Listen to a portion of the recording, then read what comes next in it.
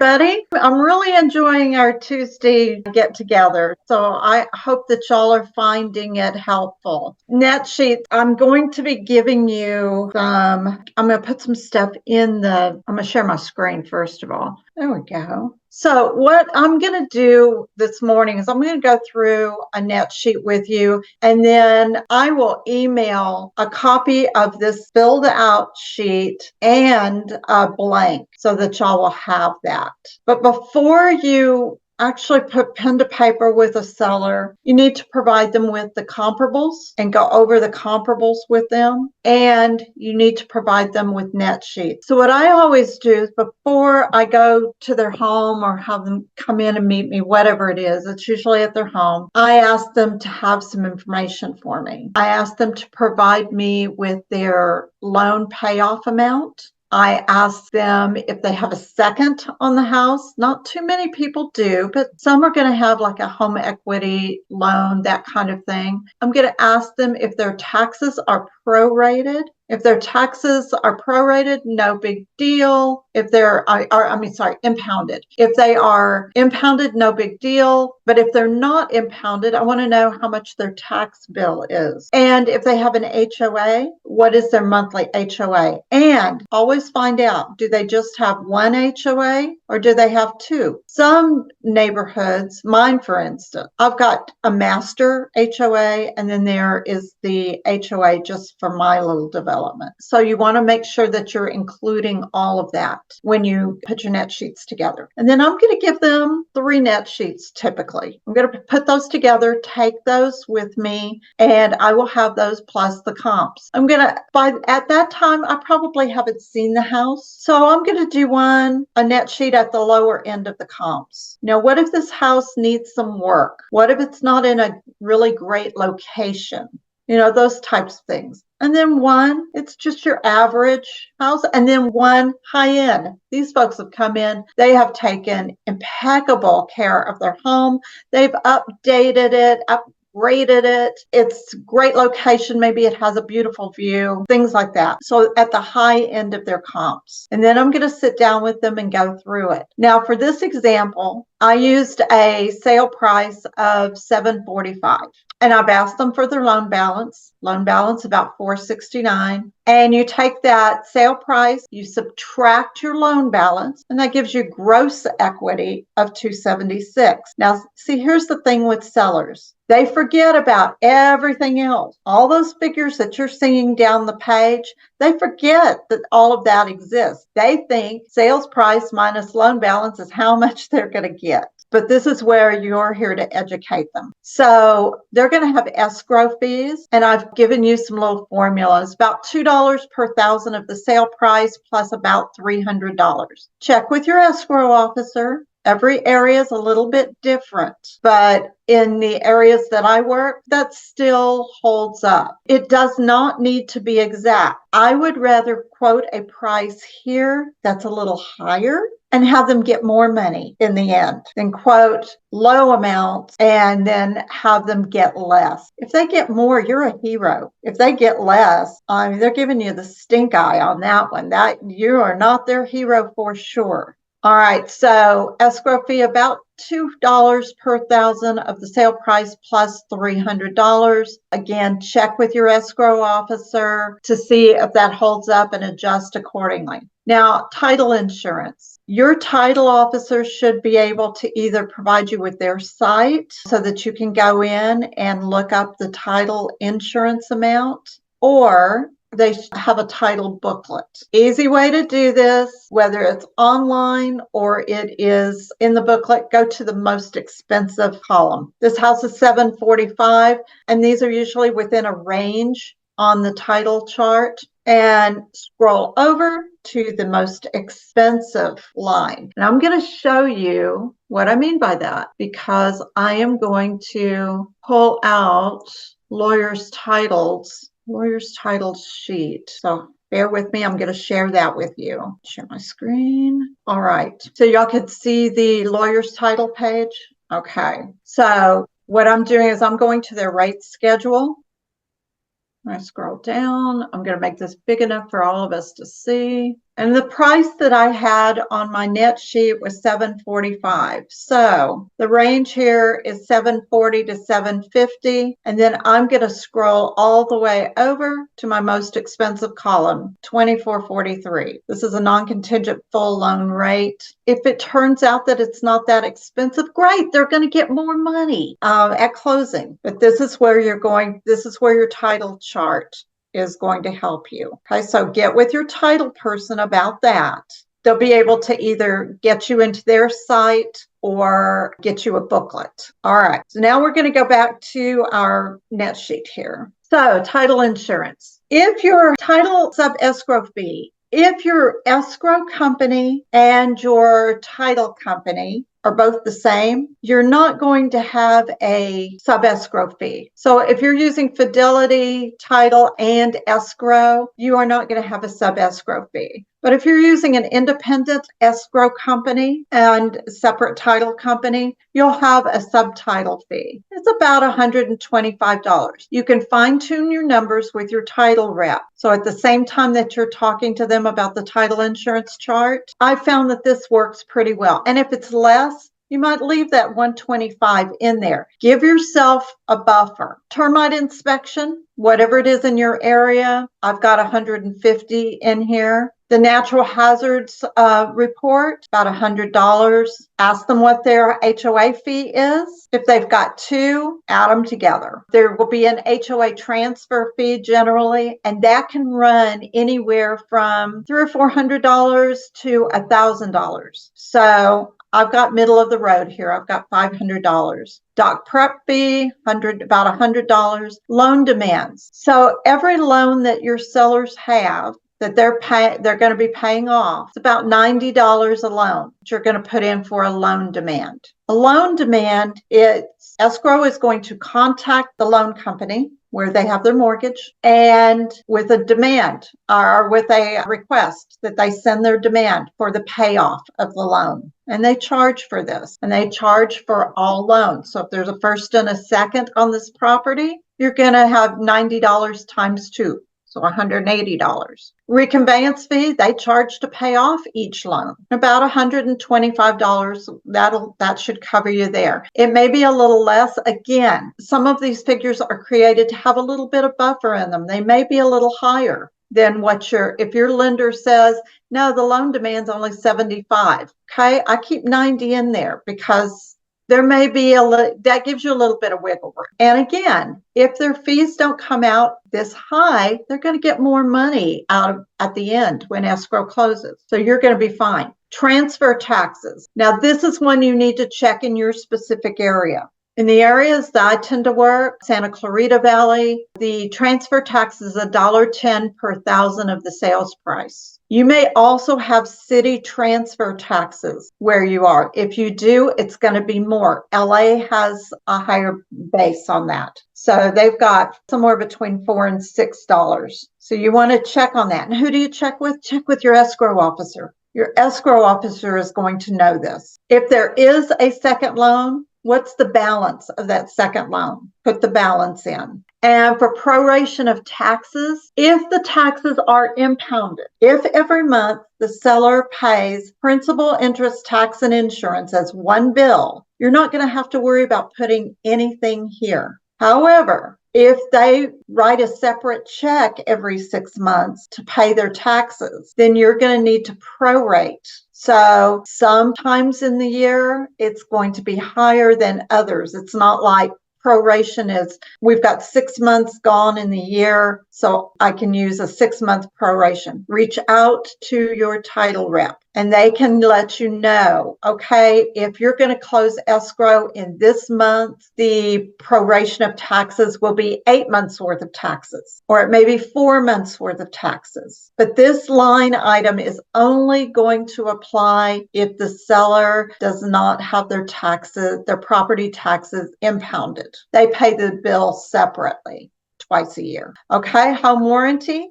And if the seller wants their own home warranty, there's seller coverage as well. So the 1-year home warranty, where I'm showing $500 here as an example, that is for the buyer. if the buyer is requesting that the seller pay for a 1-year home warranty for them, okay? But the seller can also request coverage for their home while they are listed and through the close of escrow. If they want that kind of a plan, then get with your home warranty representative and they can give you a pricing on that. It usually comes out on a per day fee. If the seller is going to pay any buyer concessions, which is buyer closing costs, that would go on this line. So let's say the seller was agreeing to pay 3% of the buyer's closing cost. You'd figure that and put that in here.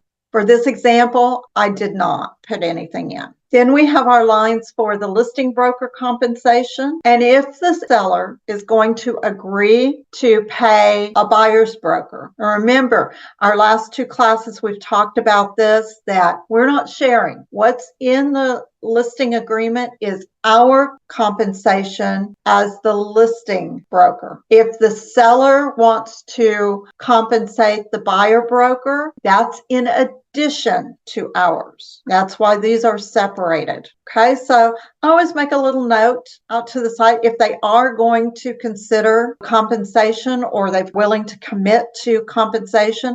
I write the amount out to the side just as a reference, and then I figure what that is. Now it's going to be, in this case, 2.5% of the $745 sales price. If they've got any liens to pay off, any assessment, anything like that, there may be an HOA assessment that they have to pay off. You see, you have all kinds of opportunities here for conversations. Prepayment penalty, generally you're not going to see a prepayment penalty in most loans where there's only a first. But if there's a second, you might have a prepayment penalty on that home equity loan. You want to have them check their loan paperwork to make sure there's no prepayment penalty. And then ask them what their mortgage payment is per month. And in this case, principal, interest, tax, and insurance. Miscellaneous, I always put about $500 in miscellaneous. That gives us a buffer. And then you've got a line for other, just in case you needed something. Then you're going to take all of these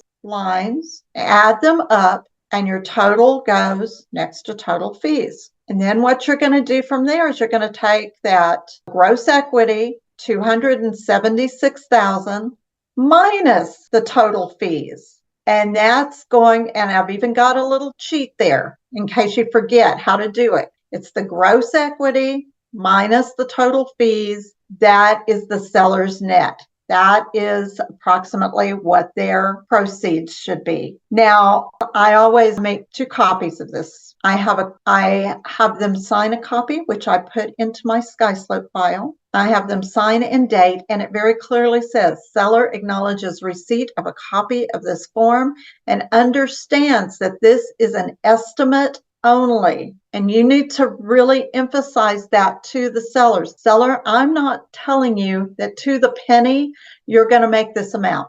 If you've got any late fees, if God help us, we get back into short sales, that kind of thing. If the sellers are behind on payments, even if it's not a short sale, if they're behind on payments, they're accruing interest and penalties every day. So the amounts are going to change. So as of today, this is what it looks like. But if you're behind on anything, you're going to have penalties. You're going to have back payments, penalties, all of that. So please understand that. Now, another reason your net sheet is so important, seller sits down with you and you're having that conversation about, hey, where are you planning on going? Well, we want to retire and here's our next chapter plan. We want to buy a little place, pay cash for it, yada, yada, whatever their situation is. All right, how much money do you need in order to do that? Well, we need X amount. Okay, so you do their net sheet and it becomes obvious that they wanted about $275,000, but they're going to get about this. They get multiple offers and the price is jacked up. They're going to get about this. Okay, let's have a different conversation. Okay, your average home in your neighborhood is selling at about 745. Now you might get a little more than that. You might get a little less than that. Based on 745 and the figures that you've given me, the figures I have here for certain costs, you're going to be a little short. Were you planning on using only the equity, the proceeds from this home to purchase something else? Oh, no, no, no. We have retirement. We're going to add to it. We knew we'd probably end up somewhere around here. We knew about closing costs. And then you're going to have those that say, oh, well, yeah, all we're going to have is our net proceeds. Okay, let's talk about that. What does that look like for you? Is this the right time for you to put the house on the market? Yeah, it's time for a conversation. It's time to really delve into those comps again, okay? But this, I will tell you, this can be a lifesaver, because what you don't want is that this agent took my listing, didn't provide me with comps, didn't provide me with any kind of net sheets, and then I ended up with a lot less money than I thought I was going to, and I can't make the move. Had I known this, I wouldn't have made the move that I did. Okay, so your net sheets are very important. I had some clients, this was years and years ago, and they bought new construction. I helped them with the new construction. They bought the new construction, moved in, and then they decided that they wanted to go ahead and put in some, window coverings and landscaping in the backyard, and they took out a home equity loan. So in essence, what that did is the equity they were making, because for the first few months they lived in the house, the market was continuing to go up, and they took advantage of that, took money out, and did these lovely things. Well, then the market changed, and they were in the house a little over a year and decided they didn't really love California, and the husband got a job opportunity back in Tennessee, and they were going to make the move to Tennessee. I went over and sat down with them. They'd been in the property just a little over a year, and we'd had a market correction.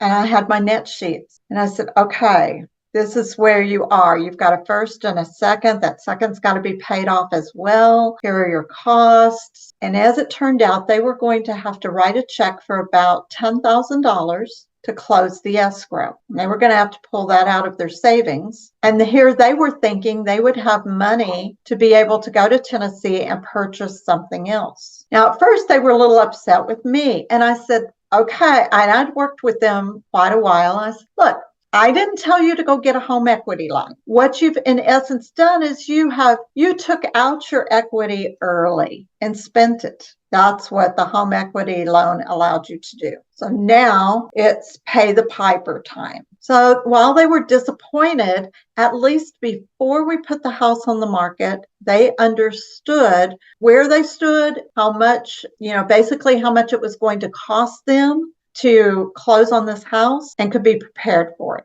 They really wanted that job in Tennessee, so they bit the bullet. I took the listing, I got the house sold, they wrote the check, and they moved to Tennessee. Had I not had a net sheet and they found out at the close of escrow that they were going to have to bring money in, they might have been really upset with me. And the same holds true for a client who's expecting a certain amount of money because they need that money in order to be able to purchase the next home. Numbers don't lie. Best to have the conversation. Well, we need $300,000. Well, based on the comparables, based on the market conditions right now, your payoffs, etc., you're not going to get $300,000. Well, in order to buy the next house, we have to have $300,000. Okay, well, do you have savings? Do you have other sources to pull from? Because that's how you're going to get that money. Or maybe it's not a great time to sell, or maybe ultimately you and I are not a good fit, because there's no way I can get that in this market. I can get that much money for you. Or we can put it on the market and see what kind of offers we get. But if they're in this range, this is approximately how much you're going to get. I'm not making this stuff up. I can't pull numbers out of the air. Okay, so that is your net sheet. So I'm going to stop sharing the screen, and let's take questions. Who has a question?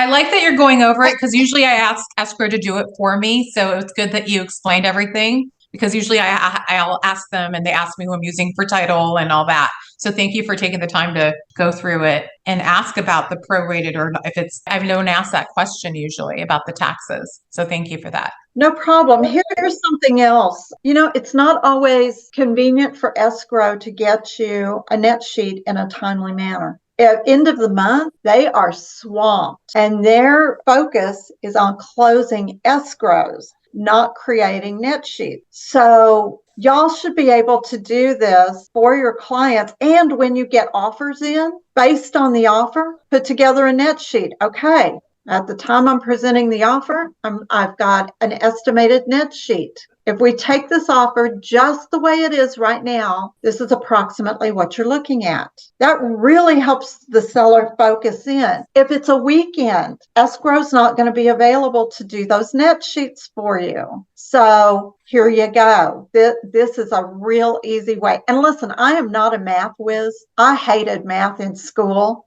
But for some reason, I can really equate dollars and math. It works well. It works well. When I think of them as dollars, I can do the math. And this is simple. And you can do several of these for the clients while you're sitting right there with them. A question. Now, with this new law in effect, with the listing, you're asking them, this is my fee listing, but I noticed there's still buyers there. So I just went into my lawyers, because I do use the lawyers app. And on there, it does say the buyer broker fee. And then right below it, it says seller concessions. And then it'll say the split, it'll say buyer's agent compensation, and you can change it to sellers, buyers, or split.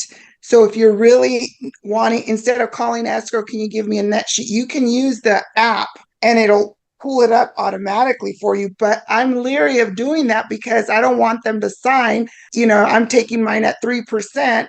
I'm giving them an estimate of how much they're going to be willing to pay. Do I do 2 net sheets? You can do one? 2 or 3. I do. I usually do 2 or 3 for the clients when I sit down. I do one at a low end, a medium end, and a high end. Okay, look, this is worst case. Worst case, you decide that that a buyer comes in and submits an offer, and the agent is asking for compensation for their side and for the seller to pay buyer closing costs, which is concessions. So worst case, we have that filled out. So you can see what your low end is. You can see average.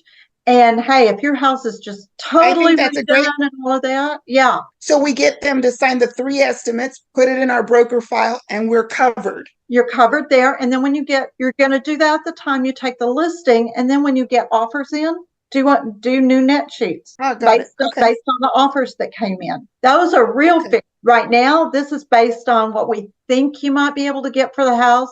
But okay, let's look at, if you took this offer at face value, they're asking for a 2.5% brokerage compensation for the buyer side.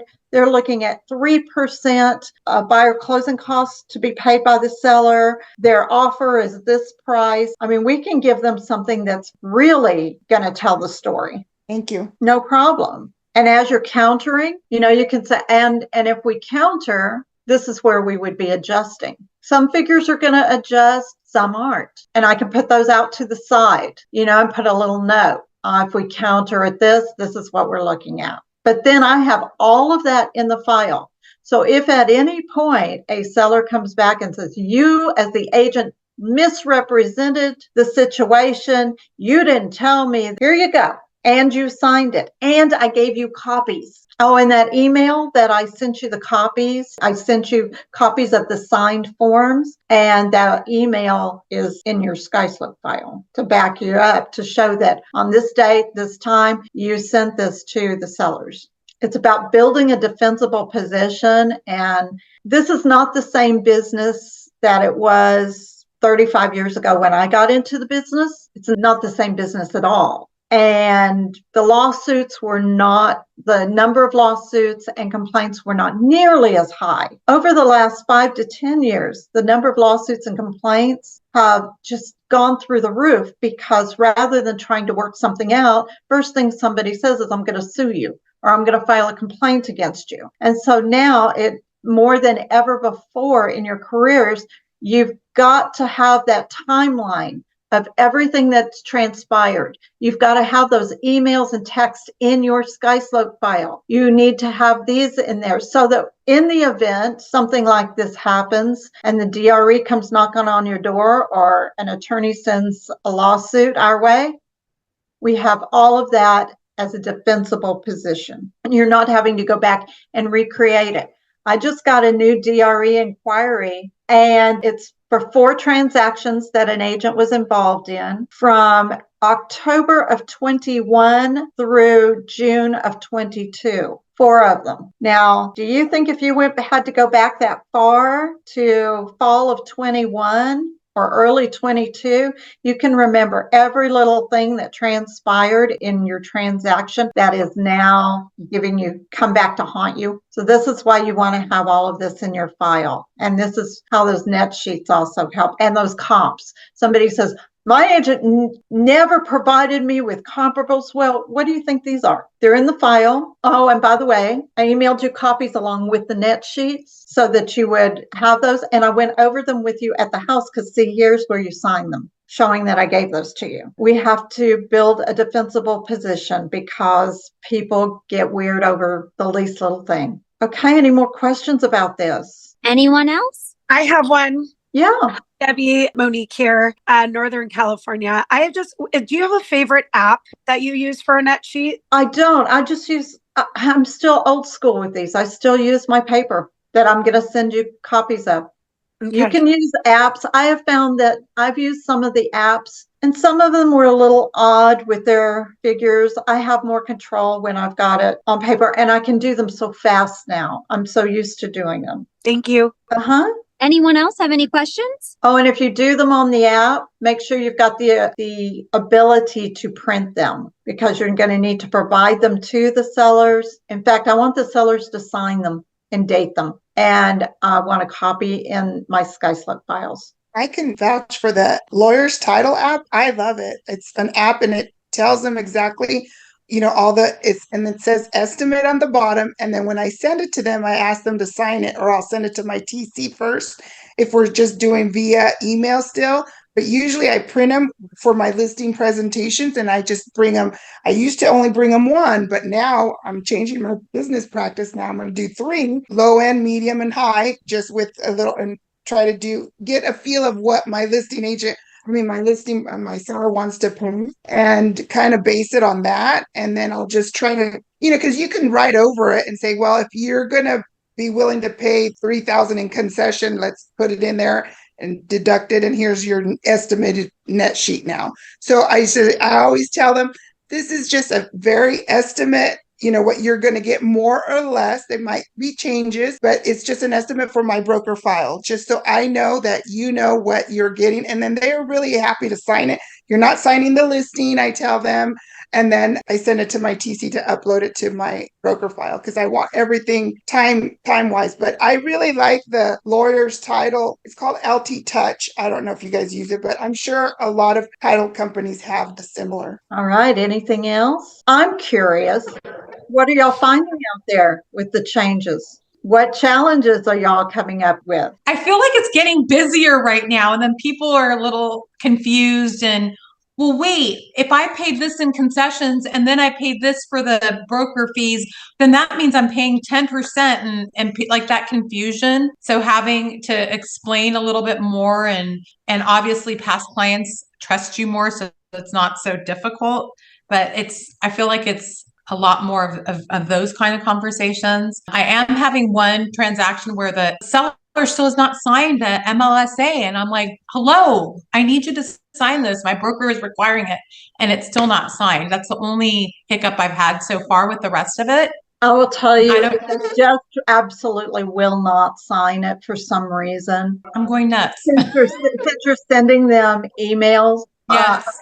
Upload at least 3 email requests into that line item on SkySlope and just state seller refused to sign. I really appreciate that, Pam, because I probably have sent at least 3. So thank you. Yeah, our CCS team will be fine with that. They just want to see that to cover you, to cover the company, that there were enough tries made to get it. Especially since buyers and sellers have this tendency when they want something and something's not going their way, they will say and do whatever they feel they need to say and do to get the outcome they want, even if that is just to tell a total untruth. And unfortunately, in the broker room, we don't get the happy stories most of the time there. People are reaching out to us because there's an issue. And so we see the nastiness all day long. And so we see how people are, and we want to take that and translate that into protection for all of you. I appreciate it. Thank you. Oh, my pleasure. Thank you so much. And thank you for doing this for us these past 3 weeks. It's been very helpful. Really enjoyed it. Appreciate it. Anytime. Oh, by the way, one of the things that you're seeing out there, I know, been on Facebook and all over the place, TikTok. Y'all seen the little pictures where somebody has put the key in the lockbox and they put the little tag on and they've written 3% or 2.5%. Don't do that, because your lockbox is tied to the MLS. Oh, God. That is a problem. That is a problem. So do not put those kind of tags. Don't put anything in your lockbox that would show any kind of even alluding to compensation, concessions, anything like that. Got it. Thank you so much, Debbie. We truly, really appreciate it. Thank you. And like I said, you guys, Thank you. we will get this recording up as soon as possible. Thank you so Thanks much. again. Everyone. Thank you. Thanks. Bye, everyone. Take care. Bye-bye. Thank you.